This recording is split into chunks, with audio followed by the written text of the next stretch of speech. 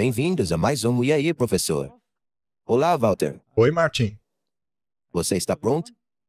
É difícil ficar pronto porque esse episódio é muito importante. Sim. De fato, é a mensagem mais importante que deve ser proclamada. As últimas mensagens ao mundo. É uma situação de vai ou racha. Muito bem, então vamos começar orando. Querido Pai, é um privilégio trabalhar para o Senhor. Mas o nosso inimigo nos rodeia como um leão, tentando devorar a todos nós. Nós te pedimos que nos abençoe, nos proteja, ilumine as nossas mentes, para que essa seja uma apresentação conforme a tua vontade. Pedimos em nome de Jesus Cristo. Amém. Amém? Temei a Deus e dá-lhe glória. E vi um outro anjo, Martin. Estas são as últimas mensagens para a humanidade. E elas são uma unidade com todo o livro de Apocalipse.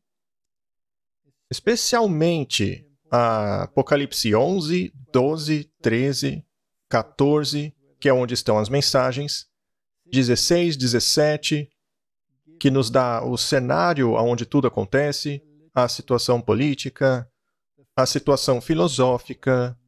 Apocalipse capítulo 11 é a situação filosófica que monta os paradigmas atuais que estão ativos no mundo hoje. As novas situações, a destituição de reis, a democracia, trazendo a filosofia e tudo que remete a ela, a filosofia da Revolução Francesa, Voltaire, Robespierre, todas essas filosofias. E no meio desse caldeirão fervente está a palavra de Deus. Por um momento, a Revolução Francesa baniu a Bíblia, durante o período chamado o Reinado do Terror, mas depois se levantaram pessoas para levar a mensagem, o Antigo e o Novo Testamento juntos. As duas testemunhas devem falar dessas coisas. E então haverá esta guerra final contra o remanescente de Deus. O remanescente precisa levar a mensagem a todas as pessoas e nações e reinos e línguas de todo o planeta Terra. Todo mundo precisa ouvir essa mensagem. Porque o mundo está em rebelião contra Deus. Mas existe um chamado final, e é um convite muito urgente. E ele começa, naturalmente, de maneira sequencial, através do livro de Apocalipse. Tem uma continuidade histórica ali. Um período de tempo.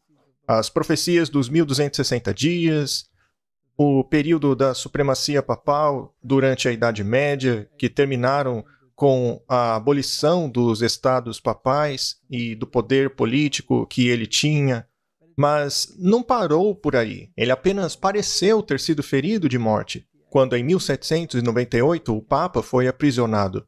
As pessoas estavam muito alertas a tudo que estava acontecendo, mas o papado então começou a agir debaixo dos panos e, através de suas sociedades secretas, montaram um sistema político que estava cheio de aspectos religiosos.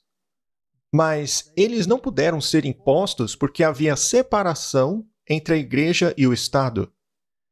E a Bíblia nos diz que esses poderes que trarão de volta um sistema que é a imagem daquilo que aconteceu na Idade Média, para isso, a igreja e o Estado devem se unir novamente.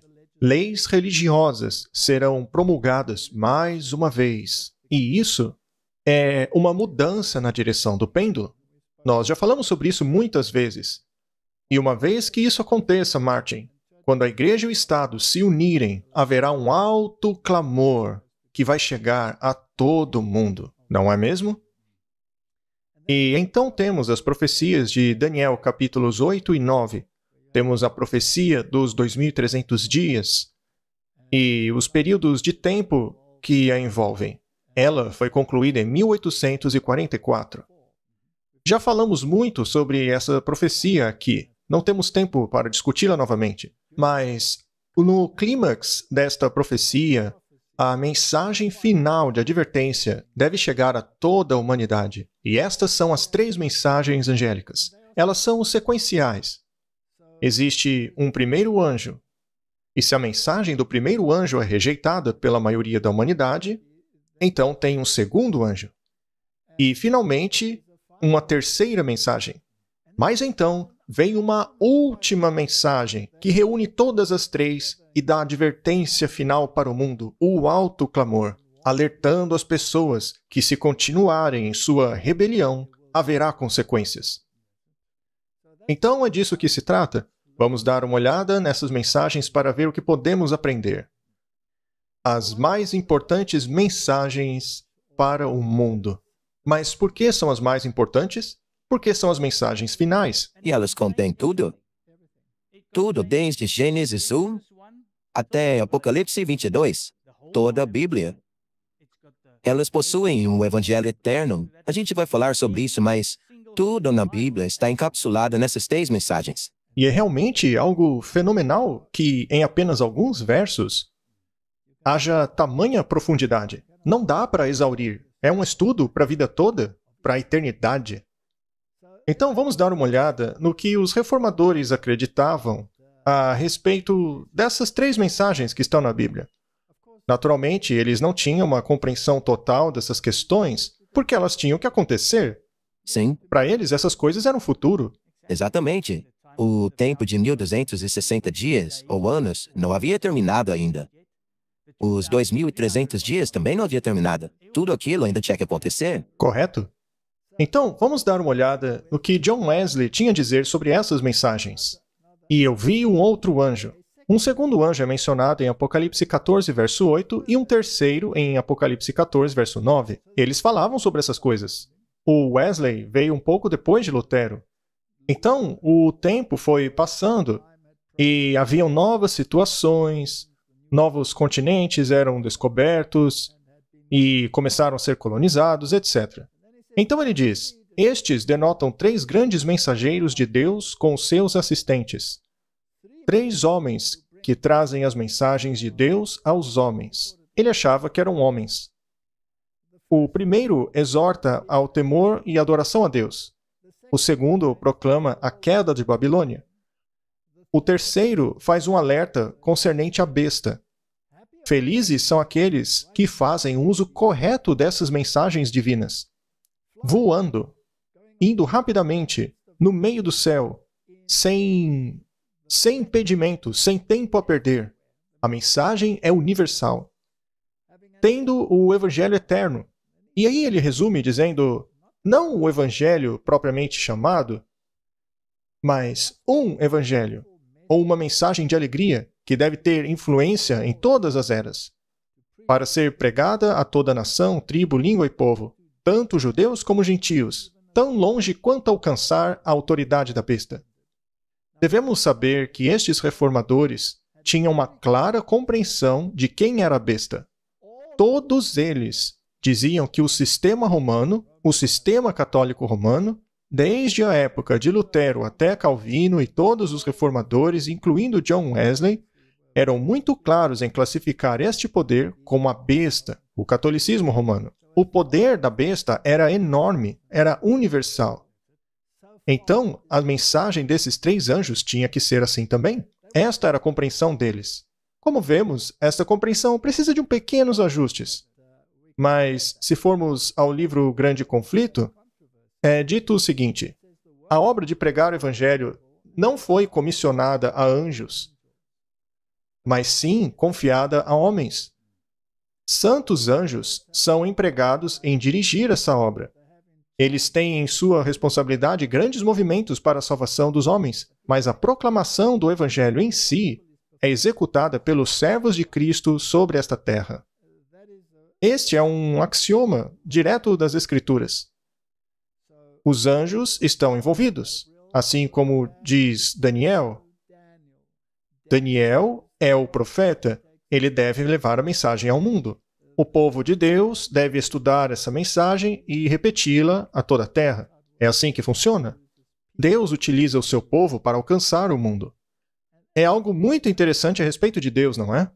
Sim, é algo surpreendente. E também nos diz muito a respeito do caráter dele. Ele realmente valoriza os humanos. Sim, e a tal ponto de ter se tornado um de nós. Mas a gente vai chegar lá. Mas a questão é, quem vai levar essa mensagem final ao mundo? É muito importante que saibamos quem leva essa mensagem, porque nem todo mundo está pregando a respeito dessas 3 mensagens. Não. O Wesley pregou a respeito, mas ele não tinha uma compreensão total das mensagens. Ele sabia alguma coisa, mas os seguidores dele não diziam nada. Não? Nem uma palavra. E tem muitas mensagens aí fora, mas não essa. Portanto, as igrejas protestantes, em geral, não estão pregando essa mensagem. Vamos dar uma olhada. Apocalipse 12, verso 17. E o dragão irou-se contra a mulher e saiu para fazer guerra contra o restante de sua descendência. Ao colocarmos isso dentro de um contexto profético, vemos que tem a ver com a profecia dos 1260 dias, que vão de 538 depois de Cristo, quando o poder papal assumiu a sua autoridade política, até o tempo em que isso foi abolido, em 1798. E durante aquele período de autoridade papal, a Igreja de Deus profetizou vestida de pano de saco. Ela não tinha Bíblia, eles eram marginalizados, se ousassem obedecer à Bíblia, eram exterminados, eram perseguidos cruelmente, levados diante da presença de inquisidores, etc. Mas após 1798, eles foram soltos de seus grilhões, de todo o sistema político, como já dissemos. Naqueles dias, a igreja e o Estado ditavam todas as coisas. Sim. Então, essa mulher, que havia sido perseguida, teve que fugir para regiões desertas. Isto simboliza a igreja protestante, que pregava a Bíblia, mas não tinha permissão para fazê-lo. Mas haveria o remanescente desta igreja, que surgiria após o período profético de 1798. E esse remanescente tem alguns critérios, já que são o remanescente da semente dela, ou seja, são organizações seguidoras da Bíblia. Correto? As características do remanescente é que eles guardam os mandamentos de Deus e têm o testemunho de Jesus. Estes são os atributos. Bem, como você disse, este é o critério. As duas coisas. Não faz muita diferença se você tem apenas um atributo, mas não tem outro? Exato, tem que ter o testemunho de Jesus e guardar os mandamentos de Deus. Vamos ver agora o que é o testemunho de Jesus. Nós encontramos isso em Apocalipse 19, a partir do verso 9. E disse a mim, escreva, bem-aventurados aqueles que são chamados às bodas do Cordeiro. Portanto, Martin, nós temos um período de tempo que ocorrerá pouco antes da vinda de Cristo. Afinal, há um convite para as bodas do Cordeiro. Esta é, portanto, uma mensagem do tempo do fim. E ele me disse, estas são as verdadeiras palavras de Deus. E eu caí aos seus pés para adorá-lo. E ele me disse, não faça isso. Eu sou um conservo seu. Você deve adorar somente a Deus. Veja que não faças isso. Eu sou conservo seu e dos seus irmãos, que têm o testemunho de Jesus. Adore a Deus. Pois o testemunho de Jesus é o espírito de profecia. Portanto, o dom profético deve ser unha e carne da igreja remanescente. Nós temos que ter os dois aspectos. Eles guardam os mandamentos de Deus e têm o dom profético. Eles têm o espírito de profecia. É isso que devem ter. Exato. Então, é uma igreja baseada na Bíblia. Eles devem acreditar em Jesus Cristo como o Senhor deles, porque eles têm o testemunho de Jesus. Então, é uma organização cristã. Não é algo difícil, é? E há critérios para isso. Como você mencionou, o dom profético também tem um critério. Então, não é qualquer pessoa que do nada chegue e diga, eu sou um profeta agora. Há critérios para isso. Agora, foi profetizado que haveria um derramamento dos dons do Espírito de Deus e que isso seria mais uma vez manifestado. E nós encontramos isso no livro de Joel, capítulo 2, a partir do verso 28. E acontecerá que depois daqueles dias eu derramarei o meu espírito sobre toda a carne, e seus filhos e filhas profetizarão, seus velhos terão sonhos, e seus jovens verão visões. Haverá então uma manifestação do poder de Deus no fim dos tempos. E também sobre os servos e servas naqueles dias eu derramarei o meu espírito. Portanto, não há discriminação de sexos aqui. Pode ser em homem ou em mulher. E eu mostrarei maravilhas no céu e na terra: sangue, fogo e pilares de fumaça. O sol se transformará em trevas e a lua como sangue, antes que venha o grande e terrível dia do Senhor. Estas são manifestações físicas que ocorreriam e que, na verdade, ocorreram. Temos, por exemplo, o dia escuro na Nova Inglaterra. Tivemos o terrível terremoto de Lisboa, assim como todos esses precursores. Nós não vamos entrar em muitos detalhes proféticos agora, por causa do tempo, mas essas coisas já aconteceram. E acontecerá que todo aquele que clamar no nome do Senhor será libertado.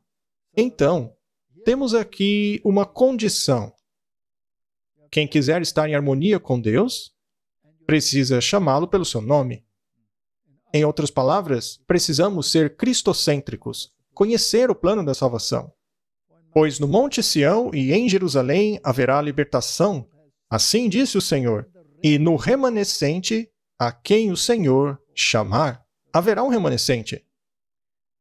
Quais são as condições que envolvem esse remanescente?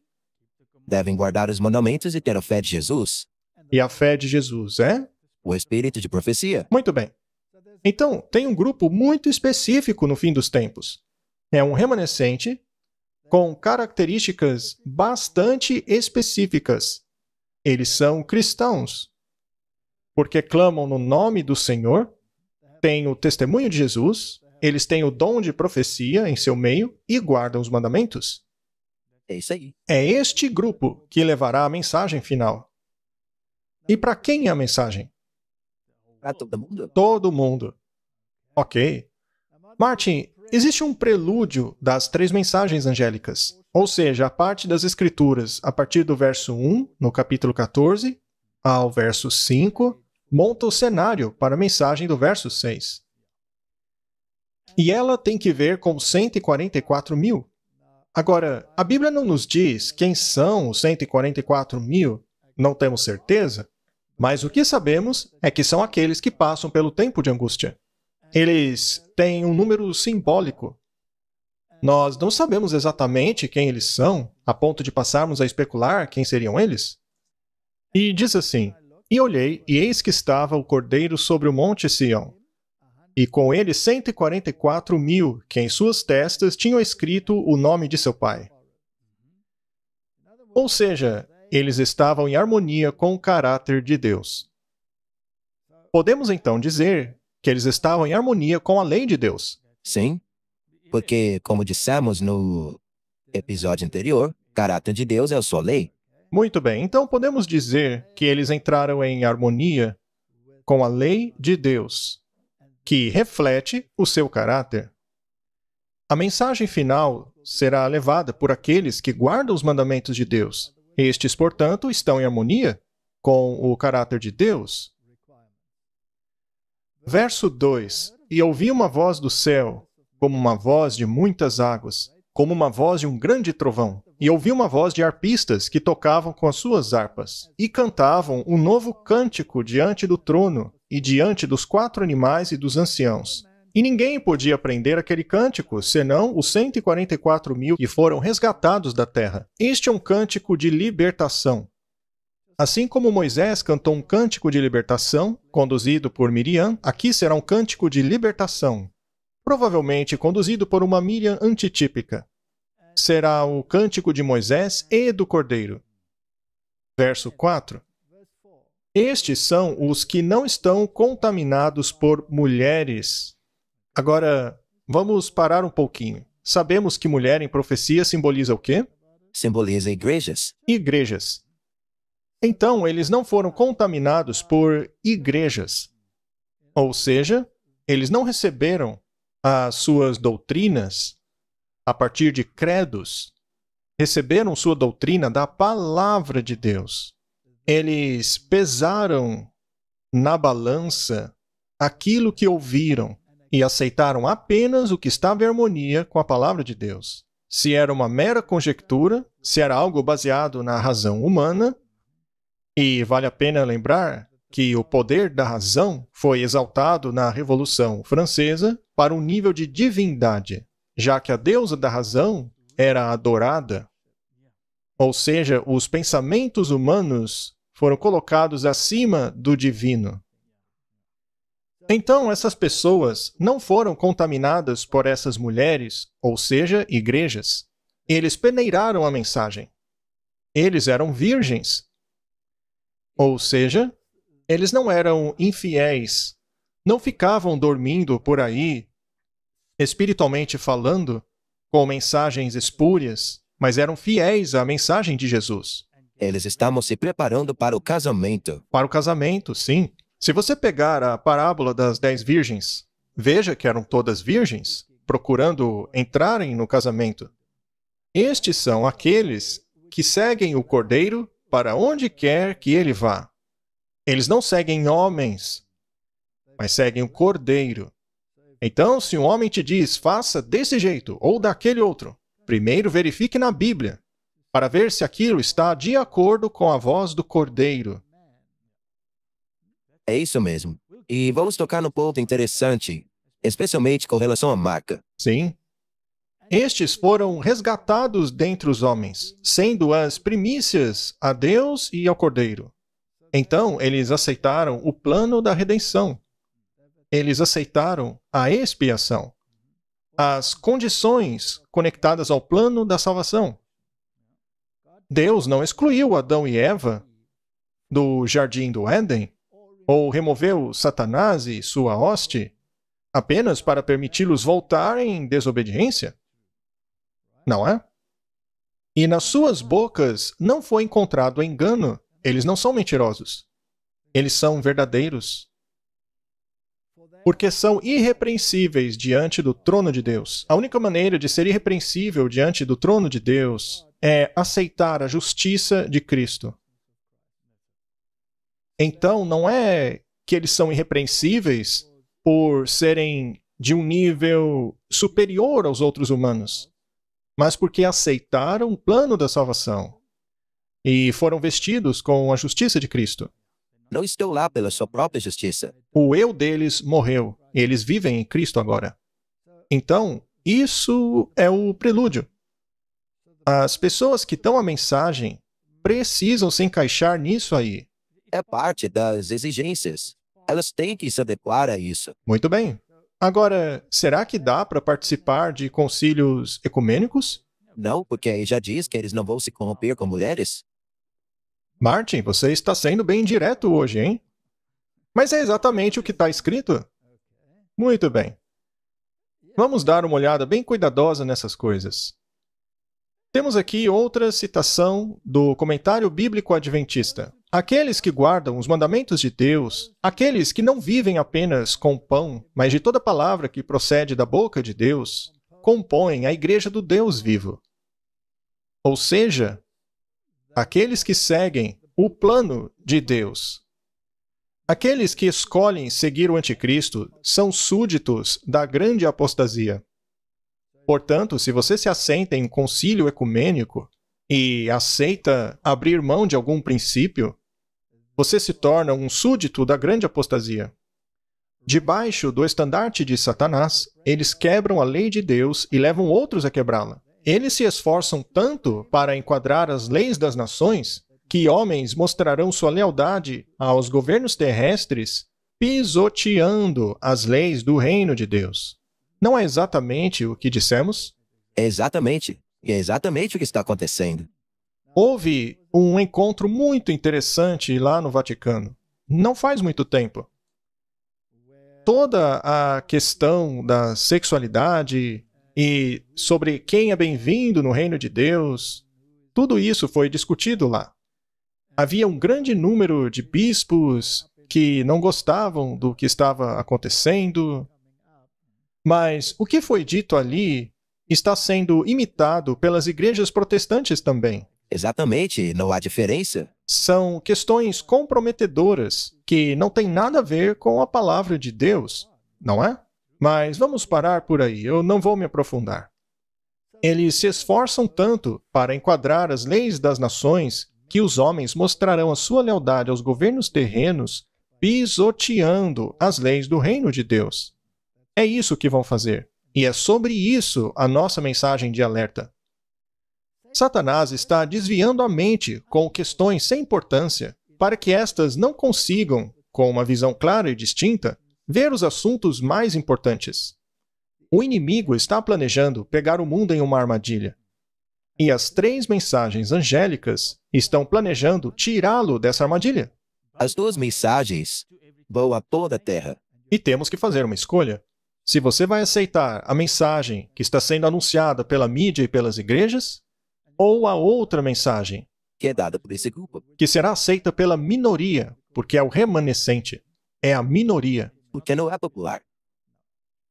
Martin, quem está dando essas 3 mensagens angélicas ao mundo? Me dê o nome da denominação. Veja, estamos sendo honestos aqui, apenas estabelecendo um fato.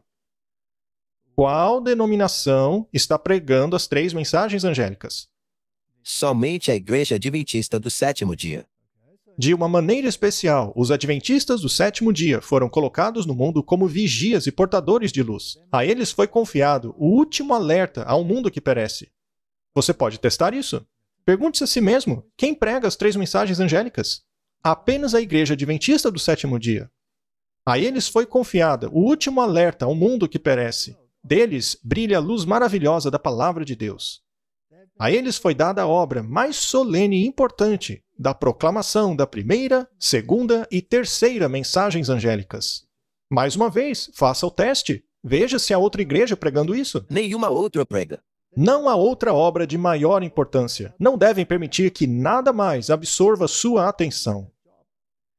Se alguns se distraem e começam a fazer outras coisas, não devemos dar ouvidos a eles. Escute aqueles que estão pregando as 3 mensagens angélicas, porque é isso que a Bíblia diz que deveriam fazer. Eles estão cumprindo as ordens dadas por Deus. Muito bem. O que nos leva à mensagem em si? O que é a mensagem? Por que ela é importante? E, dado o contexto político-religioso no qual elas acontecem, o período histórico no qual elas estão sendo pregadas, é essencial que entendamos cuidadosamente o que está escrito aqui. As mensagens começam em Apocalipse 14:6. E vi outro anjo voar pelo meio do céu, e tinha o evangelho eterno para o proclamar aos que habitam sobre a terra, a toda nação, tribo, língua e povo. Bem, temos aí alguns pontos importantes para salientar. No meio do céu. Você se lembra o que disse Wesley? Nos caminhos largos, é como ele colocou. Precisa chegar a toda parte. E o que é essa mensagem? É o Evangelho eterno. Exato. Mas as igrejas não pregam o Evangelho, Martin? Sim. Pelo menos é o que elas dizem. Mas é o Evangelho eterno? Ou pregam apenas parte do Evangelho? Ou será ainda que pregam outro evangelho? Sim, também. A Bíblia, ou Paulo, não diz claramente que maldito é aquele que pregar outro evangelho? Será possível que estejam pregando outro evangelho? Pode ser, e às vezes nem sabem disso. Muito bem. Portanto, é muito importante que o evangelho eterno seja pregado novamente. Mas para quem? A cada nação, tribo, língua e povo. É uma mensagem universal. Agora, só existem 2 igrejas verdadeiramente universais. Sabe quais são? É a Igreja Católica Romana e a Igreja Adventista do 7º dia. São só essas 2. Somente estas. Pode ser que as outras tenham alguma representação em um país ou outro, mas apenas 2 são universais. Dizendo com alta voz: temei a Deus e dai-lhe glória, pois é chegada a hora do seu juízo. e adorai aquele que fez os céus e a terra e o mar e as fontes das águas. Temos aí, mais uma vez, uma divisão. A primeira parte é temer a Deus e dar-lhe glória. A segunda parte é que a hora do seu juízo chegou. A terceira parte é adorai aquele que fez os céus, a terra e as fontes das águas. Agora, não é este o Evangelho eterno? É um Evangelho universal. Ele tem uma mensagem muito específica atrelada a ele. Especialmente as últimas 3 que foram mencionadas. Na verdade, até mesmo o Evangelho eterno está apontando para o mesmo Deus. Sim, sempre para o mesmo Deus. Muito bem, vamos lá. A mensagem está voando pelo meio do céu. Apocalipse 8, verso 13. E olhei e vi um anjo voando no meio do céu. Estes são textos paralelos que estão sendo citados. Dizendo com alta voz, ai, ai, ai dos habitantes da terra, por causa das outras vozes das trombetas dos 3 anjos, que ainda soarão. Então, aqui estão a mensagem das trombetas. Também é uma mensagem universal no meio do céu, e é uma declaração de ai. Ou seja, o julgamento está chegando. Sim, o julgamento é a advertência. Então, quando Deus anuncia que um julgamento está vindo, a mensagem voa pelo meio do céu porque Ele quer que todos saibam. Por quê? Porque Ele quer que todos se salvem. Ele ama todos. Exato. Então você tem, naturalmente, Apocalipse 14, 6, onde a mensagem também está voando pelo meio do céu. Todo mundo deve saber. Aí chegamos em Apocalipse 19, verso 17. E vi um anjo que estava no sol, e clamou com grande voz, dizendo a todas as aves que voavam pelo meio do céu, vinde, ajuntai-vos à ceia do grande Deus. Martin, aqui temos o julgamento final, o juízo final. E há falsos elementos que também voam pelo meio do céu, mas é o povo de Deus que participará da ceia, da qual ninguém quer participar. Sim. Então, tudo isso são mensagens de juízo. Sim, os 3 ais nos mostram isso. São todas mensagens de juízo. Deus quer que todos saibam. Portanto, deve ser uma mensagem muito preeminente. E ninguém é favorito e ninguém é excluído. Todos têm chance de escolher. E se você faz uma escolha, isso não te torna melhor que os outros. Apenas significa que você aceitou o Evangelho assim como ele é pregado na palavra. Então, o Evangelho eterno. A palavra eterno ocorre 91 vezes na King James Version. 16 vezes se refere à aliança, que é eterna. E as outras vezes se refere a Deus, que é eterno, e muitas outras coisas. Mas por 16 vezes faz referência à aliança. Então, em 1 Crônicas 16, 14, diz: Ele é o Senhor nosso Deus, seus juízos estão sobre toda a terra. Lembrem-se sempre de sua aliança. A palavra que ele ordenou a 1000 gerações. A aliança não muda, não muda. Ela é eterna. Ela não muda. É do jeito que era desde o início. Ela está sempre relacionada à lei. O próprio Deus disse que na nova aliança a lei seria escrita nos corações. É a mesma, ela ainda é a mesma. Ainda é a mesma. Ao invés de praticar a lei como um ritual, por favor, coloque a lei em seu coração. O antigo Israel praticava o ritual, mas esqueceu-se de seu significado. Aí não tinha mais sentido. Tem que ser uma religião do coração e não de aparência. Da aliança que fez com Abraão e do seu juramento a Isaque. Verso 17, o qual também a Jacó confirmou por lei e a Israel por aliança eterna. Portanto, a aliança tem que ver com lei. Já dissemos isso na outra apresentação, não dá para separar a lei do caráter de Deus. Não se pode ter juízo sem uma lei. Temos aqui uma citação do Espírito de Profecia. Cristo veio na forma da humanidade para viver a lei de Deus. Ele era a palavra da vida. Ele veio para ser o evangelho da salvação para o mundo. e para cumprir cada especificação da lei. Jesus é a palavra, o guia, que deve ser recebido e obedecido em tudo. Quão necessário é que esta mina da verdade seja explorada e que seus preciosos tesouros da verdade sejam descobertos como ricas joias. A encarnação de Cristo, sua divindade, sua expiação, sua vida maravilhosa no céu como nosso advogado, a obra do Espírito Santo, todos esses temas vitais do cristianismo são revelados de Gênesis a Apocalipse. Martin, não é sobre isso o plano da salvação? Com certeza. O Evangelho é eterno. E é de Gênesis a Apocalipse. O Evangelho foi pregado em Gênesis. Para quem? Adão e Eva. A promessa do Messias já foi dada a Adão e Eva. Caim e Abel receberam as instruções a respeito do plano da salvação. Eles tinham que levar um cordeiro que apontava para Jesus Cristo, que tinha que ser sacrificado.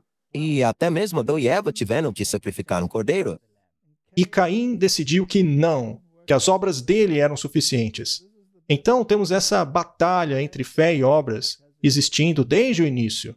É incrível, se você pegar a primeira mensagem angélica, que fala a respeito do Evangelho eterno, ele já havia sido dado a Adão e Eva. Nada mudou, Martin. Os elos dourados da verdade formam a corrente da verdade evangélica. Em seu cerne se encontram os grandes ensinamentos de Jesus Cristo.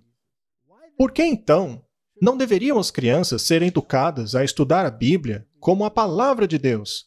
Quão pouco são as crianças educadas a estudarem a Bíblia como a palavra de Deus e alimentarem-se em suas verdades, que são a carne e o sangue do Filho de Deus. A Bíblia não tem sido excluída, Martin? Sem dúvida. A menos que comam a carne do Filho do Homem e bebam o seu sangue, não terão vida em si mesmos. Se não compreendermos as Escrituras como o fundamento de nossa compreensão, seremos desviados. Aquele que comer a minha carne e beber o meu sangue, ou seja, que continua a receber as palavras de Cristo e a praticá-las, tem a vida eterna. E eu o ressuscitarei no último dia, pois minha carne é comida e meu sangue é bebida. Aquele que comer a minha carne e beber o meu sangue habitará em mim, e eu habitarei nele. E aquele que guarda os seus mandamentos habita nele, e ele nele. E assim sabemos que ele habita em nós, pelo Espírito que ele nos tem dado. É simplesmente claro e direto.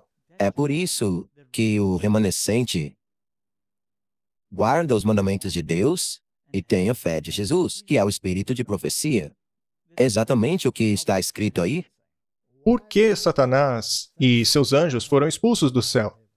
Porque se rebelaram contra a lei. Eles não quiseram guardar os mandamentos de Deus. Muito bem.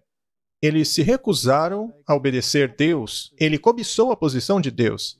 Ele queria a posição de Jesus ao lado do trono e, portanto, quebrou o 10º mandamento. Assim como quebrou o primeiro e quebrou o outro e tornou-se um assassino, mentiroso, enfim. Quebrou todos os mandamentos. Mas por que Adão e Eva foram expulsos do jardim? Pela mesma razão. Por causa de desobediência. Eles queriam um entendimento mais exaltado do que o que tinham. Então é o mesmo princípio. A fruta foi apenas para testar esse princípio. O fruto era algo tão pequeno. Mas havia um conceito muito maior por trás. Eles queriam ser algo que não lhes havia permitido ser desde o início.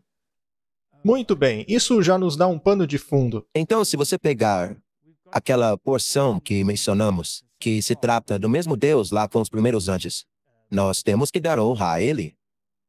Que, naturalmente, ao lermos isto, vemos que é Jesus. Sim. A lei e a graça não podem se separar. É apenas por meio da imputada justiça de Cristo que o homem pode ser salvo. A cruz é a garantia de que a lei é imutável e de que nossa salvação está no sangue do Cordeiro. Uma vez que se separa a lei da graça, você incorre num enorme problema, porque você não tem mais base para julgar nada. Não se tem mais a base da justiça. Já não se tem mais uma norma de como devemos viver a nossa vida, de acordo com a vontade de Deus. Precisamos das duas pernas para ficar de pé. Sem uma delas, ficamos mancos. Sim. Martin, As pessoas dizem que guardar a lei hoje é legalismo. Mas isso depende se você está guardando a lei para ser salvo ou se a está guardando porque está salvo. Temos aqui uma citação do livro Fé e Obras. Aquele que tenta alcançar o céu pelas suas próprias obras, por meio da guarda da lei, está tentando o impossível. O homem não pode ser salvo sem obediência, mas suas obras não devem vir de si mesmo. Este deve ser trabalhado por Jesus para colocar nele o seu querer e executar. Se um homem pudesse se salvar por suas próprias obras, poderia haver algo nele de que se regozijar? O esforço que o homem faz com sua própria força para obter a salvação é representado na oferta de Caim. Não é o que dissemos? Tudo que o homem pode fazer sem Cristo é poluído de egoísmo e pecado. Mas aquilo que é feito pela fé é aceito por Deus. Quando buscamos ganhar o céu através dos méritos de Cristo, a alma faz progresso. Olhando para Jesus, o autor e consumador de nossa fé, nós podemos ir de força em força, vitória em vitória, pois por Cristo a graça de Deus tem trabalhado a nossa completa salvação. A salvação é cristocêntrica. No entanto, ela não exclui a obediência, porque a obra de Cristo em você produzirá a obediência. Com certeza. É como naquela palestra sobre o caráter de Deus, que, aliás, é manifestado em sua lei. Portanto, quando você tem a graça de Cristo e a justiça de Cristo, você irá refletir esse caráter que deseja guardar a lei. Basicamente, o que estamos fazendo agora é dizer o que é o Evangelho eterno. Sim, estamos dando uma descrição, com certeza. A segunda parte é que deve chegar a toda nação, tribo, língua e povo. As pessoas devem saber que existe um plano de salvação. Martin, imagine o seguinte. A lei foi quebrada no céu. E aqueles que a quebraram se recusam a se arrepender. Perderam sua posição no céu. Ok? Foi dado a Adão e Eva uma oportunidade. E eles falharam. Mas foram enganados. Portanto, Deus, em sua compaixão, olhou para eles sabendo que a lei os condenava à morte. E agora, como eles seriam salvos? Porque a justiça exigia a morte do pecador. Portanto, o próprio Deus decidiu arcar com as consequências. Imagine o Cristo sem pecado, que tinha nenhuma propensão ao pecado, aceitando se tornar um simples ser humano, tomando sobre ele a humanidade, mas sem pecado. A Bíblia é clara ao dizer que ele não tinha pecado. Ele não tinha essa propensão a pecar. Ainda assim, ele foi preparado para receber as consequências do pecado. O pecado de cada indivíduo que já viveu estaria sobre ele. A consequência disso é a morte. Essa consequência nos traz angústia mental, angústia física. Ele foi mutilado em nosso favor, mas ele estava preparado para fazê-lo. E, por meio do seu sangue e de suas feridas, nós obtemos a salvação, porque o preço foi totalmente pago. Sim, as consequências, a penalidade pela nossa transgressão da lei. Mas qual é a condição? Nós temos que aceitar a sua expiação. Temos que aceitar a expiação dele. Após isso, recebemos a instrução para não pecarmos mais, não mais transgredirmos a lei. E ele nos ajudará nisso. Ele trabalha em nós. Nós temos que morrer para o nosso próprio eu. O velho homem deve morrer diariamente. E Cristo fará dentro de você as obras que apenas Ele é capaz de fazer. Esse é o plano da salvação. Esse é o Evangelho eterno. Estas são as boas novas. Mas o preço é morrer para o próprio eu. E deixar Cristo trabalhar em você. A mensagem tem que chegar a cada nação, tribo, língua e povo. Ao profeta Isaías foram dadas maravilhosas revelações da última restauração do povo de Deus. Referindo-se ao tempo do fim, precisa haver uma restauração. Naturalmente, as coisas se corromperam. Um evangelho manco foi apresentado à humanidade. A obediência foi retirada dele. A lei foi mudada. De forma que muitos baseiam sua salvação em outro Cristo. Um Cristo que não guarda os mandamentos bíblicos, mas um outro conjunto de mandamentos. Isaías 56, verso 6. E aos filhos dos estrangeiros, que se unirem ao Senhor para o servirem, e para amarem o nome do Senhor, e para serem os seus servos, todos os que guardarem o sábado, não o profanando, e os que abraçarem a minha causa. Isso se aplica apenas a Israel ou aos estrangeiros também? Aos estrangeiros também, cada pessoa. Isso não inclui o sábado? Sim, e muito. Isso não engloba todos os 10 mandamentos? Sim, porque é a aliança, não é?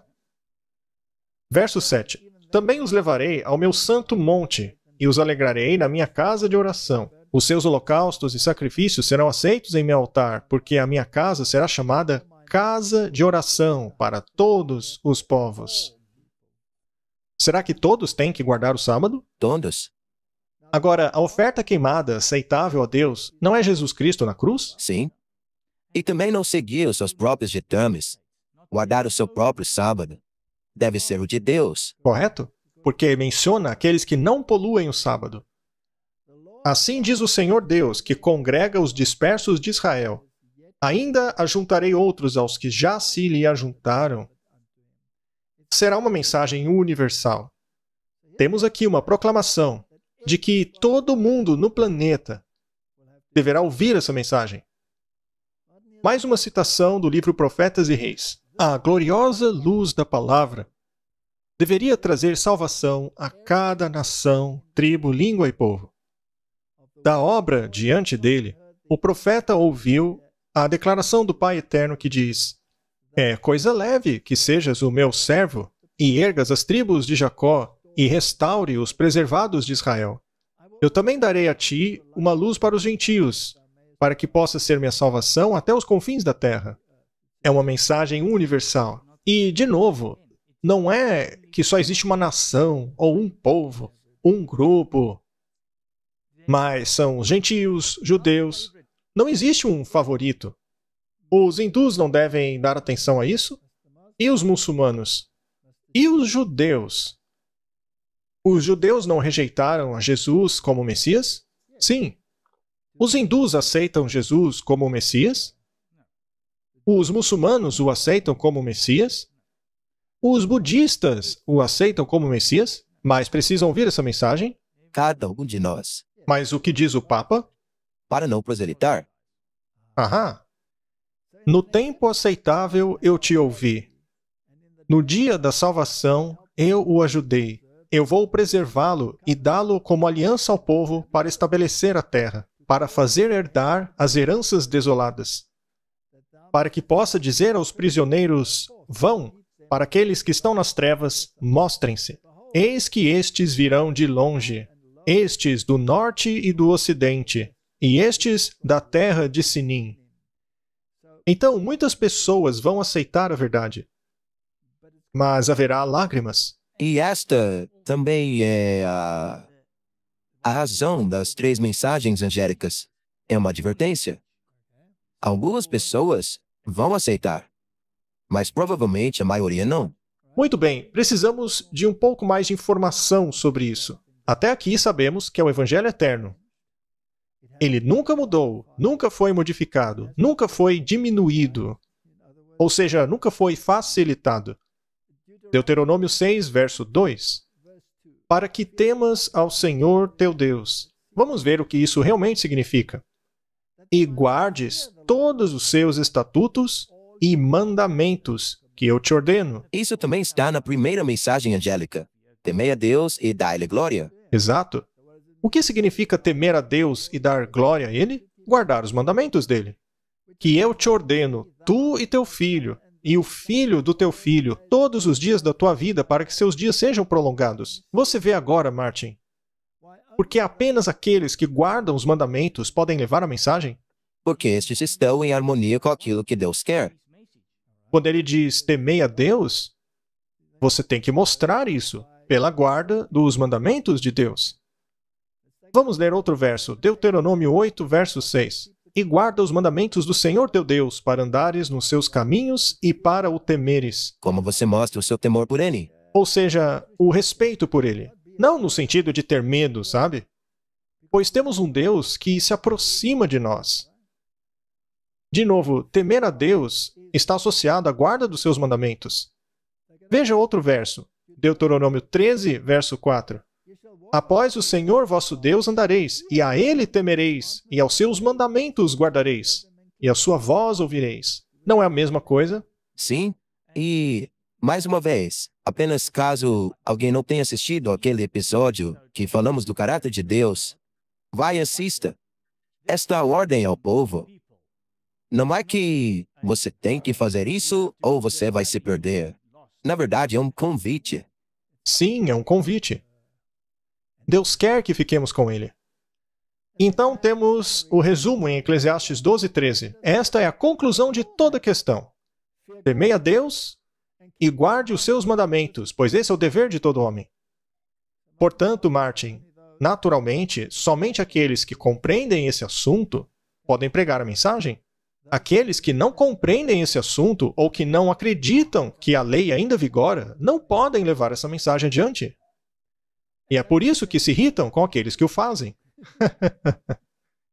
Dar glória a Deus é revelar o seu caráter em nós mesmos e assim levar outros a conhecê-lo. Nós temos que mostrar o caráter de Deus em nosso próprio caráter. Isto significa que temos que entrar em harmonia com sua vontade. Se você fizer isso, em qualquer relacionamento, você vai estar em problemas. E de qualquer forma que tornamos o Pai conhecido ou o Filho, nós glorificamos a Deus. Então, quando guardamos os mandamentos, estamos glorificando Deus. Estamos mandando uma mensagem sem, na verdade, dizer nada. Sim, somos a herança do Senhor comprada por sangue. Portanto, quer comais, quer bebais, ou façais qualquer coisa, faça tudo para a glória de Deus. Deus exige isso de todo aquele que quiser fazer parte de sua família no reino do céu. Todo egoísmo deve ser vencido. Precisamos ser verdadeiros a Deus, verdadeiros como um aço aos seus mandamentos. Os seres humanos fazem leis e são muito zelosos em seu cumprimento, mas ao mesmo tempo transgridem a mais importante lei do soberano todo-poderoso. A essa eles querem anular. Exaltam o humano acima do divino. Não deveria eu visitar estas coisas? Diz o Senhor dos Exércitos. Sim, Deus recompensará cada homem de acordo com a sua obra. Não é esta a situação do mundo atualmente? Exato. Se você olhar para o mundo, verá que todas as coisas hoje estão colapsando. Hoje o mal está sendo exaltado. Exato. Aqueles que ousam se ater ao direito são ridicularizados. Existe ainda mais um componente da mensagem, e esse componente diz que a hora do juízo chegou. Quando sai essa mensagem, Martin? Após a profecia dos 2.300 dias. Exato. Então essa mensagem é levada após 1844. Um episódio muito bom de se assistir é o nosso episódio sobre o fim dos tempos. Do fim dos dias, essas coisas. Lá você verá precisamente do que se trata isso daí. Esta mensagem, então, passa a ser proclamada. A hora do juízo de Deus chegou. Portanto, é a hora do juízo que precede a vinda do Senhor. Isso é muito importante. Quando ele voltar, a recompensa estará com ele, seja para a salvação ou para a condenação. Ele não volta para começar a julgar. Quando ele voltar, o julgamento já estará terminado. Daniel 8,14. E ele me disse, até 2.300 tardes e manhãs, e o santuário será purificado. Este verso é tão poderoso. O que significa? Daniel não compreendia. Não. Foi dito a ele para descansar. Ele dormiria, pois isso seria no futuro ainda. Não era para o tempo dele. Bem, se ele não poderia compreender, até mesmo depois que Gabriel explicou tudo para ele, menos essa pequena parte, você não acha que outros também teriam dificuldade para entender? Com certeza. Eles tiveram dificuldade em 1844, 43. Não é natural ter havido uma má compreensão da mensagem até ela finalmente ter sido descelada? Faz todo sentido. Muito bem. Daniel 8:26. E a visão da tarde e da manhã que foi falada é verdadeira. Tu, porém, cerra a visão, porque se refere a dias muito distantes. É uma mensagem selada. Então, ela não foi totalmente compreendida. Daniel não compreendeu o que aconteceria após os 2.300 dias. O santuário seria purificado. Que santuário seria purificado? Daniel 9:21. Estando eu ainda falando na oração, o homem Gabriel, que eu tinha visto em minha visão no início, veio voando rapidamente e tocou-me na hora do sacrifício da tarde. Ele me instruiu e falou comigo dizendo, Daniel, agora saí para fazer-te entender o sentido. Gabriel explica a maior parte da visão a ele. Mas esta pequena porção foi selada por muitos dias. Era para o futuro apenas. Verso 24. 70 semanas estão determinadas sobre o teu povo e sobre a tua santa cidade, para cessar a transgressão, para dar fim aos pecados, para expiar a iniquidade e trazer a justiça eterna, e selar a visão e a profecia, e para ungir o Santíssimo. Martin, será que qualquer outra pessoa além de Cristo pode trazer a justiça? Será que outra pessoa pode pôr fim aos pecados, além de Jesus Cristo? Esta é, portanto, uma profecia messiânica. É uma profecia a respeito da vinda do Messias. Então, as 70 semanas têm um início. E também tem um fim. Já falamos sobre isso várias vezes.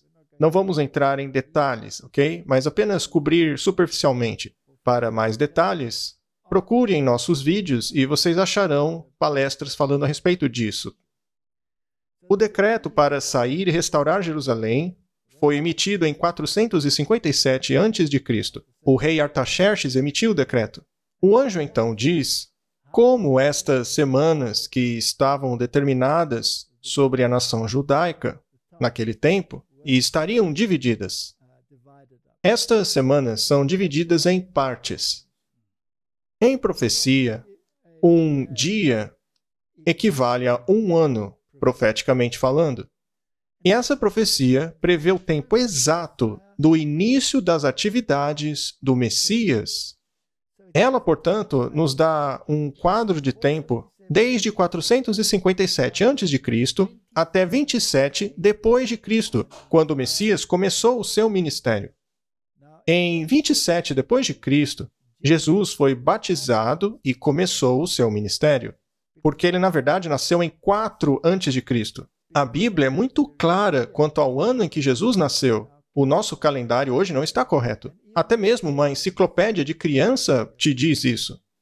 Portanto, em 27 depois de Cristo, Jesus já tinha 30 anos de idade, quando ele começou o seu ministério. E aí, a profecia fala sobre a última semana, os últimos 7 anos.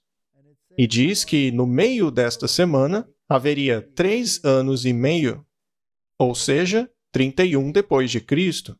Neste ano, o sistema sacrificial teria fim. E a maneira pela qual Jesus fez isso foi através de sua morte. Ele mesmo é o cordeiro sacrificial. Correto. Então, o antitipo encontrou o tipo. Mas a chance dos judeus ainda não havia acabado, como nação. Não como indivíduos, como nação. Eles ainda tinham 3 anos e meio. Portanto, esta parte refere-se primeiro à chance dos judeus como nação. Sim. Jesus deixou muito claro que primeiro o evangelho deveria ser pregado aos judeus.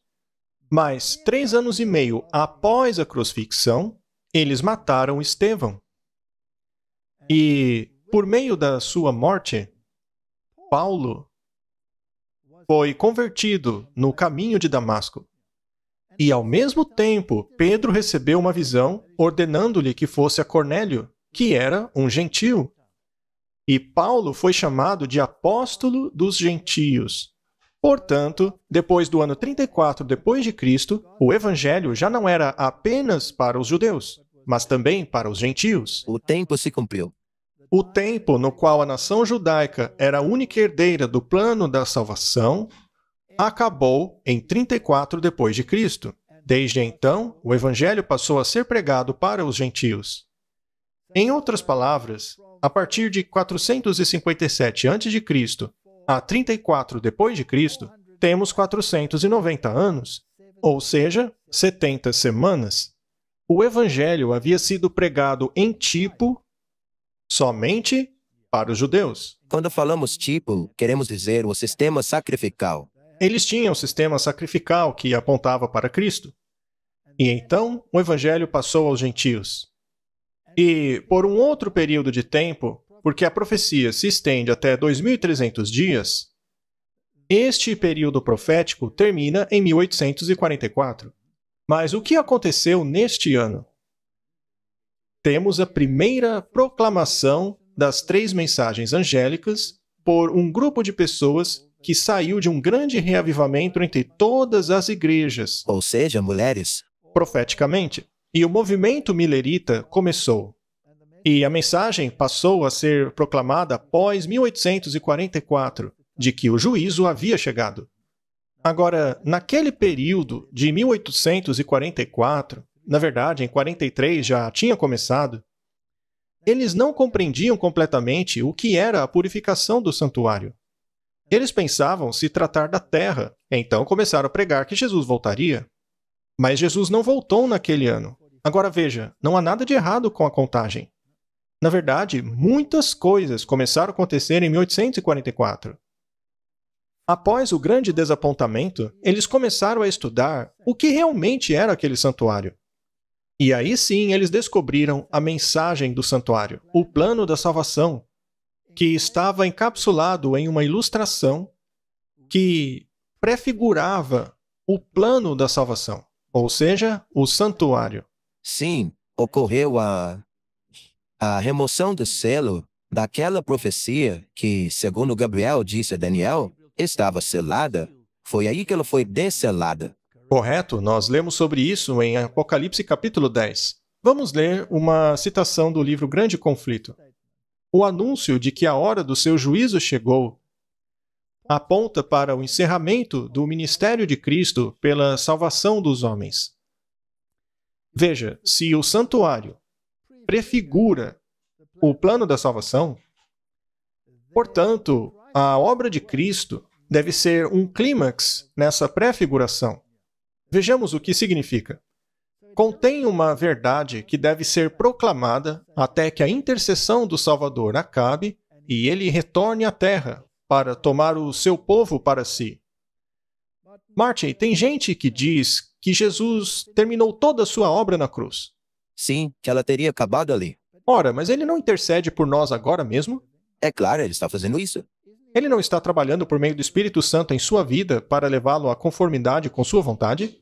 Muito bem. A obra de juízo, que começou em 1844, porque a mensagem diz que a hora do seu juízo chegou, deve continuar até que os casos de todos estejam decididos, tanto os de vivos como mortos. Portanto, se estenderá até o fim do tempo de graça, a fim de que os homens se preparem para permanecerem de pé no julgamento. A mensagem os ordena temerem a Deus e dar glória a Ele. Ou seja, devem guardar os mandamentos. Isso é temer a Deus. E dar glória a Ele significa refletir o seu caráter, que por sua vez está nos mandamentos.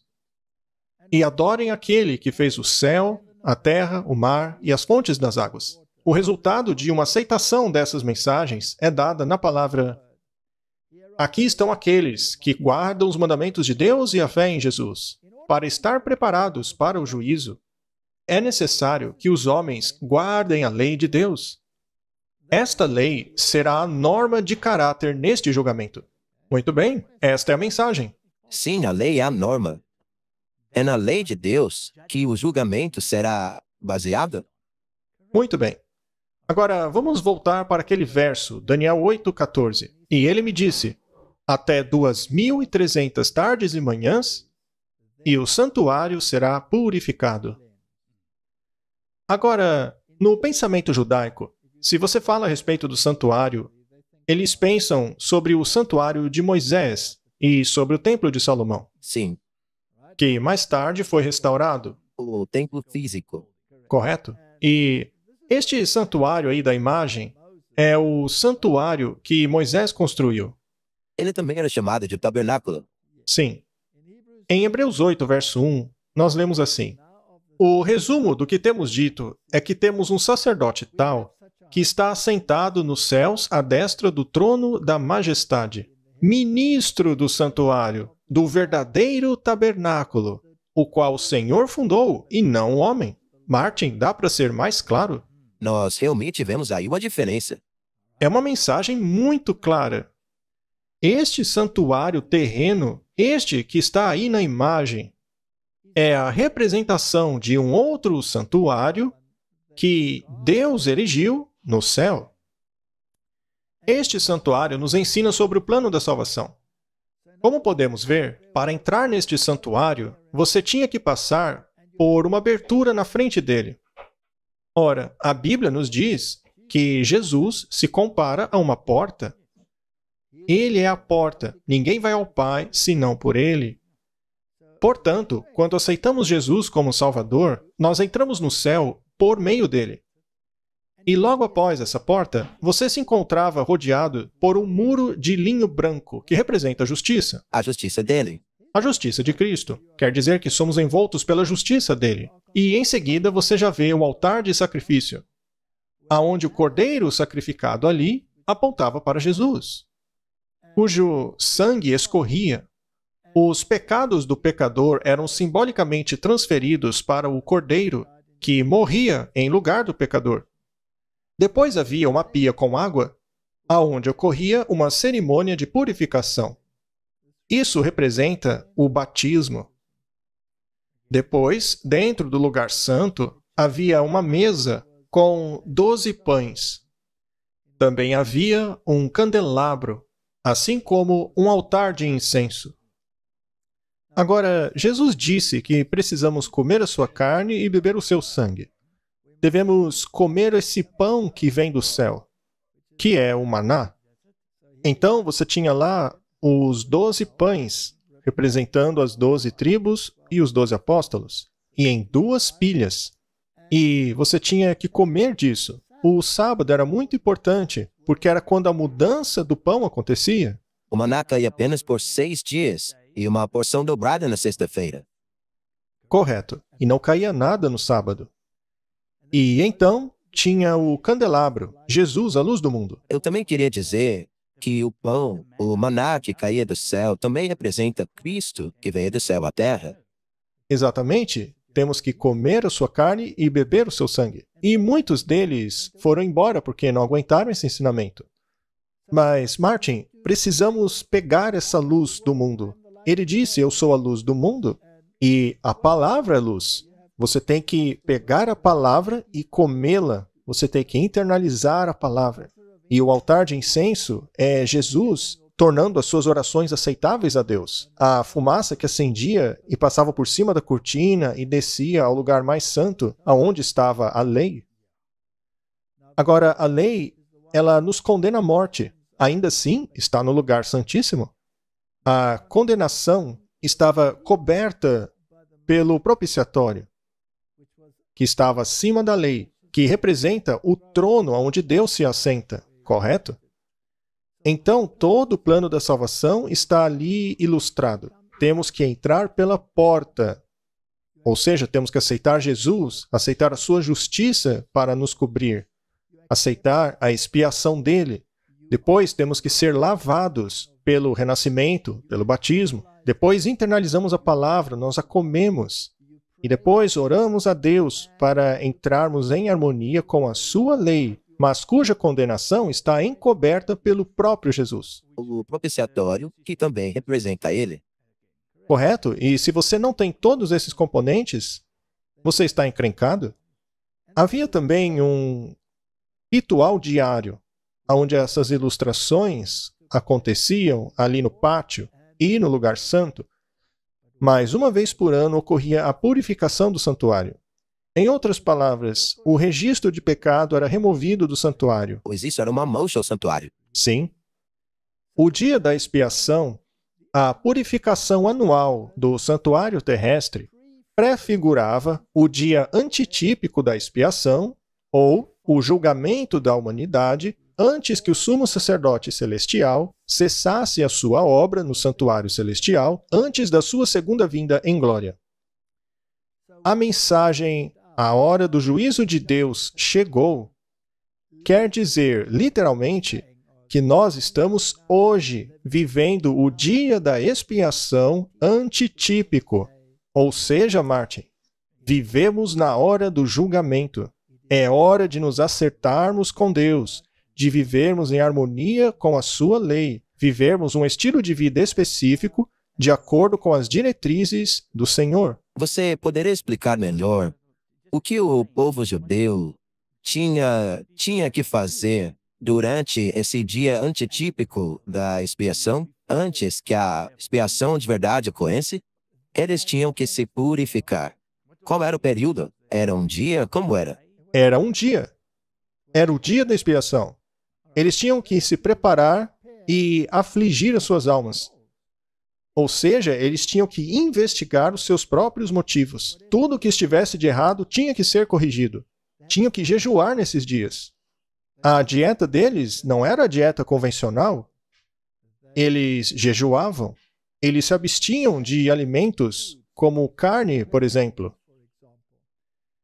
E tinham que fazer uma autoinvestigação para ver aonde tinham que entrar em harmonia com Deus. Era isso que Deus esperava nesse dia. Existe um hino que foi escrito por Uriah Smith que diz assim: "Ó meu irmão, seja fiel. Ó meu irmão, seja fiel. Em breve Jesus voltará." Aquele a quem temos esperado por tanto tempo, muito em breve entraremos no nosso lar glorioso e nos uniremos ao cântico do conquistador. Este hino foi escrito naquela época. Essa era a expectativa do povo daquela época. Ó irmão, seja fiel. Por que nos mostraríamos infiéis àquele que nos demonstrou um amor tão profundo e infinito, que morreu para nos redimir e tornar-nos seus? Então essa era a mentalidade daqueles que pregavam essa mensagem. Não deveria ser a nossa? Claro, eles estavam se preparando para a vinda de Cristo, porque eles achavam que ele viria purificar a terra. E nós temos hoje essa exata mesma esperança. Muito bem. Agora, um outro aspecto, além do tempo do juízo que havia chegado, era a adoração àquele que fez o céu, a terra e a fonte das águas. A primeira mensagem angélica é bastante abrangente. E é difícil fazer justiça a ela em apenas um pequeno episódio. 1844. Charles Darwin e a Origem das Espécies. Este é o livro A Origem das Espécies, e veja o que está escrito no prefácio. Diz assim: "Alguma luz sobre a origem das espécies, o mistério dos mistérios", como tem sido chamado por um dos nossos maiores filósofos. Em minha volta para casa, em 1837, julguei eu que, acumulando pacientemente todos os fatos relativos a este assunto e examinando-os sob todos os pontos de vista, poderia talvez chegar a elucidar essa questão. Depois de 5 anos de um trabalho pertinaz, eu redigi algumas notas. Em seguida, em 1844, resumi estas notas em forma de memória, onde indicava os resultados que me pareciam oferecer algum grau de probabilidade. Depois dessa época, tenho constantemente trabalhado para o mesmo fim. O leitor me perdoará, assim eu espero, de entrar nessas minúcias pessoais, e se o faço, é para provar que não tomei decisão alguma menos pensada. O interessante é que na mesma época em que ocorria esse despertar religioso, Charles Darwin estava tendo seu despertar. E suas conclusões de que a evolução tinha que ser aceita como uma visão alternativa à criação, foram formuladas em 1844. Seria coincidência? Não, eu acho que não. Isso porque Satanás sabia as profecias de Deus, que deveríamos dar glória ao Criador. Muito bem. Adore aquele que criou a terra, o céu e as fontes das águas. Muito bem, Martin. Esta é a mensagem do primeiro anjo, ou seja, a mensagem que tem que ir a todo mundo, mas ao mesmo tempo, uma outra mensagem também foi a todo mundo. A mensagem de que somos filhos da evolução. Uma mensagem totalmente oposta. Agora, outra coisa interessante é que essa parte aqui também é encontrada na lei de Deus. Se formos para Êxodo capítulo 20, verso 8, diz assim: Lembre-se do dia de sábado para santificá-lo, pois em 6 dias trabalharás e farás toda a tua obra, mas no 7º dia é o sábado do Senhor teu Deus, e nele não farás nenhuma obra. Nem o teu filho ou tua filha, teu servo ou tua serva, nem teu animal ou estrangeiro que esteja dentre os seus portões. Não é todo mundo, Martin? Todo mundo? Será que é só para os judeus? Não, claro que não. O estrangeiro também. Em 6 dias o Senhor fez o céu, a terra, o mar e tudo o que há neles. Este é o selo de Deus, Martin. Aí está ele. E é parte da primeira mensagem angélica. E Satanás tem uma contrafação para isso. Ao mesmo tempo. E descansou no 7º dia. Portanto, o Senhor abençoou o sábado e o santificou. É a primeira mensagem angélica. Isso é fenomenal. E também te mostra quem é o Criador. Sim. E nós vimos claramente nos outros slides a Jesus Cristo. Então vamos para Êxodo 31:16. Os filhos de Israel devem guardar o sábado, observar o sábado ao longo das gerações como uma aliança perpétua. Pois ele é um sinal. O sábado é um sinal, uma marca. A palavra ali é juramento. E é exatamente essa palavra que significa uma marca distintiva, um sinal. E este era um sinal entre os filhos de Israel e o Senhor para sempre. Pois em 6 dias o Senhor fez o céu e a terra, e no 7º dia descansou. Ezequiel 20, verso 12. Aqui Ezequiel está falando sobre a grande apostasia que aconteceu entre os israelitas. Ele foi o profeta chamado para explicar por que eles iriam para o exílio. E Deus lamenta, dizendo o seguinte: Eu dei a eles os meus sábados para serem um sinal entre mim e eles, para que possam saber que eu sou o Senhor que os santifica. Santificai os meus sábados, que eles sejam um sinal entre eu e vocês, para que saibam que eu sou o Senhor seu Deus. Não se pode separar o sábado da lei. Não se pode separar a lei do Evangelho eterno. Exatamente. Não se pode separar o sábado do Evangelho eterno. Não dá para separá-lo da lei. Não dá para separá-lo do Evangelho eterno. E se a lei é a norma de julgamento, você não pode separar o sábado da norma de julgamento. É uma mensagem integral. Portanto, Martin, se o sábado é um sinal de Deus, e em outra parte das Escrituras é dito que devemos guardar o sábado, porque assim nós reconhecemos que é Ele que nos santifica. Certo? Ezequiel diz a mesma coisa. Então, a sua santificação vem de Deus, e o sábado é um sinal de reconhecimento que você o aceitou. Reconhecimento da autoridade dele.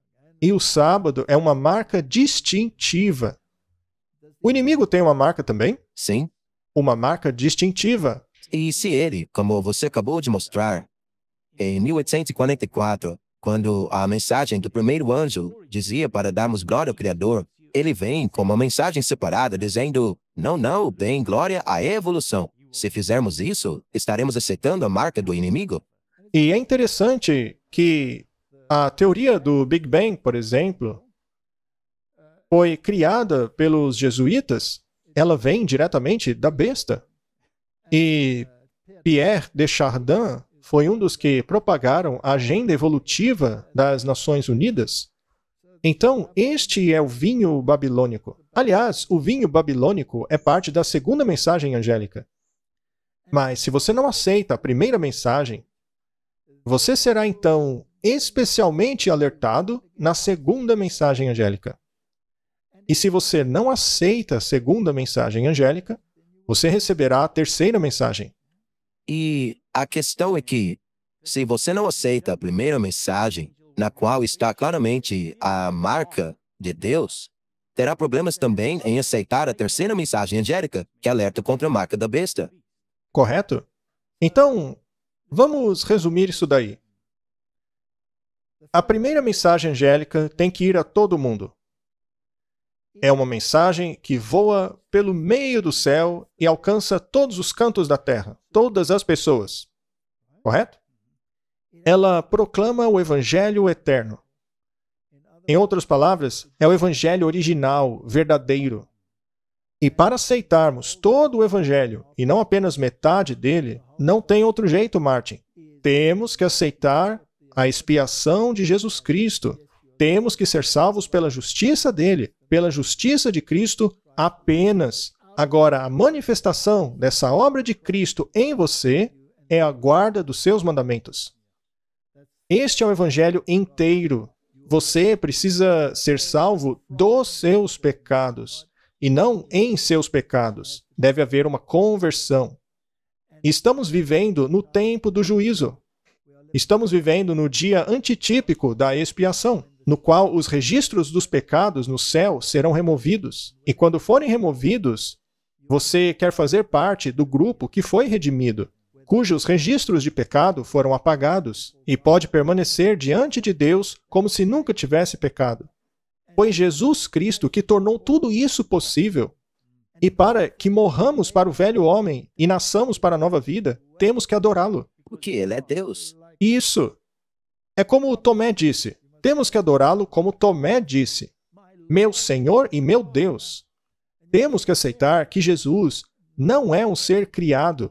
Temos que aceitar que é através dele e por meio dele que todas as coisas foram criadas, e sem ele nada seria criado.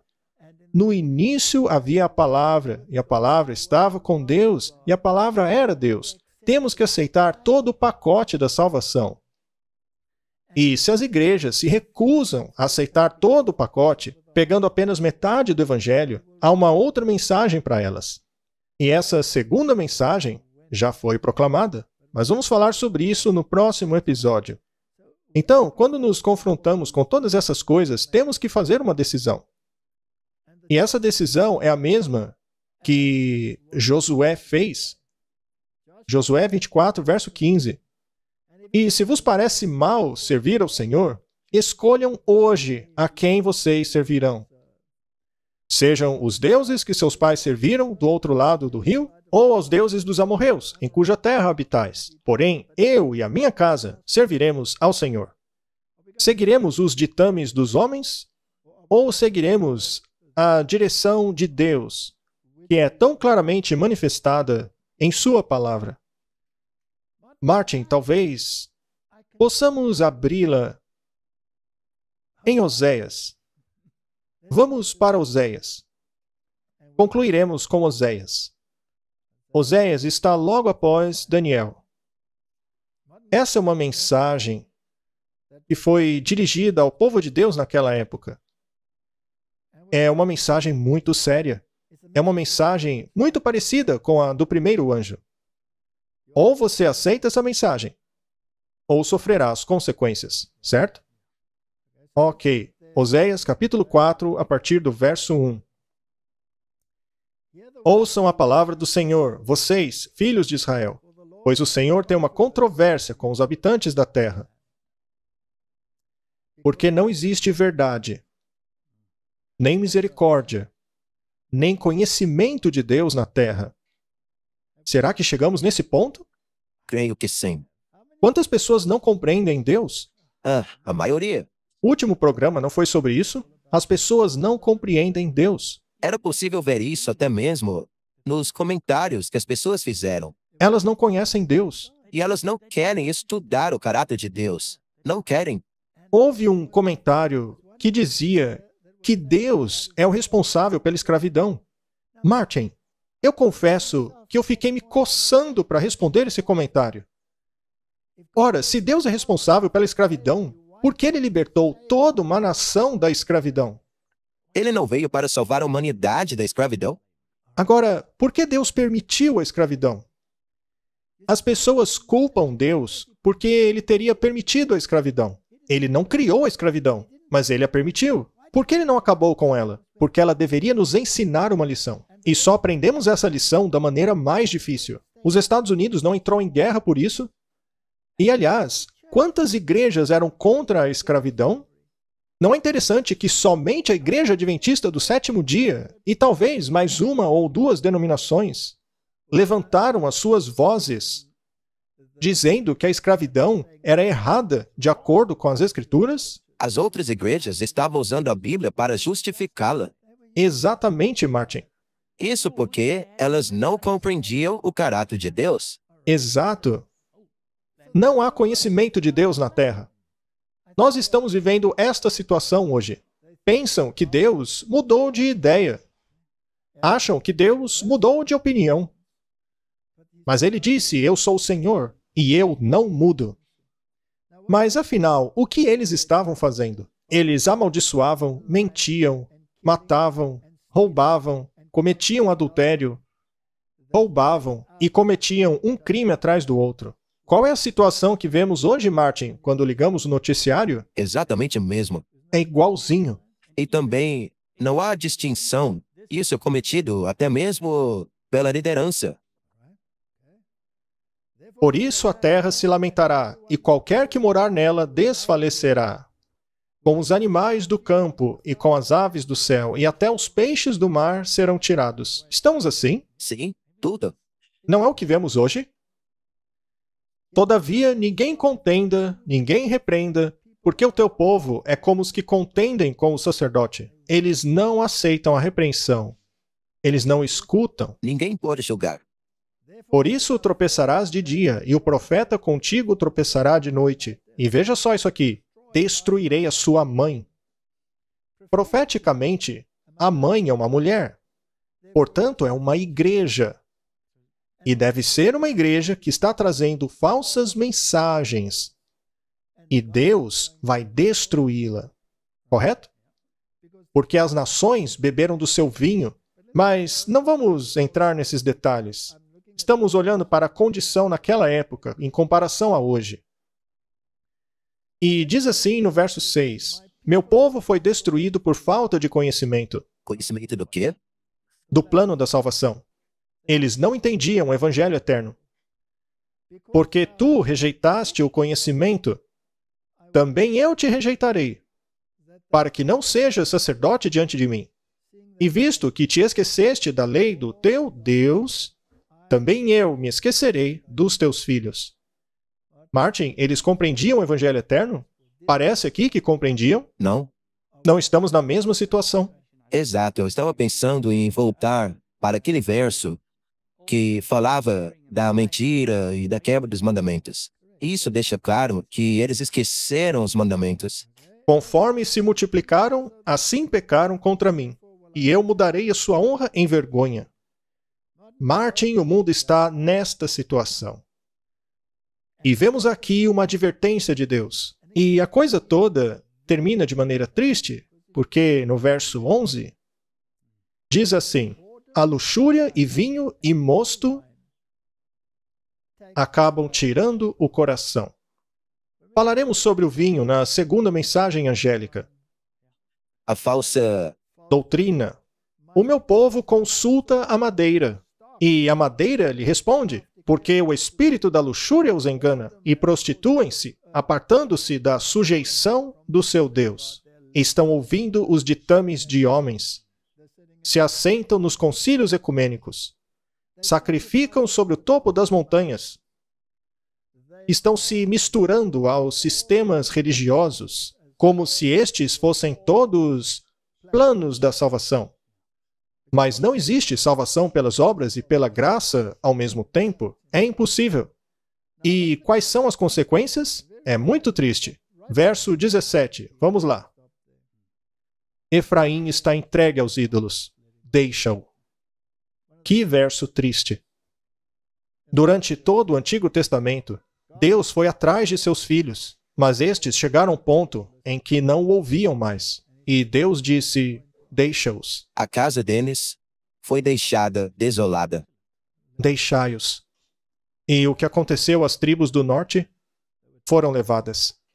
Martin, esta é a mensagem final para o mundo. O Evangelho eterno deve ser aceito ou rejeitado. Algumas pessoas o aceitarão.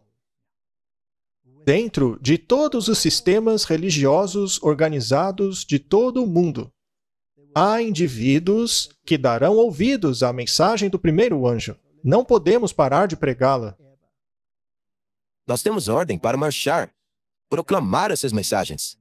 Não podemos parar. Este é um breve resumo da primeira mensagem angélica. Infelizmente, temos ainda a segunda mensagem angélica.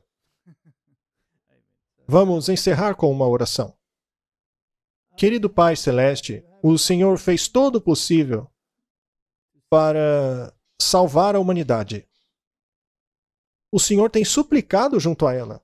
O Senhor derramou o seu sangue pela humanidade. E agora o Senhor intercede em favor dela. A hora do juízo já chegou. O julgamento está em andamento. Os casos de cada um estão sendo avaliados. E em breve essa obra terminará. E aí será muito tarde, pois os idólatras serão deixados com os ídolos. Senhor, que isso não aconteça conosco. Que possamos dar ouvidos a essas mensagens. O mundo precisa ouvi-las para que cada um tome uma decisão. Ajuda-nos a fazer a decisão correta. Em nome de Jesus. Amém. Olá, pessoal. Estamos indo para o Brasil. Martin, I'm impressed.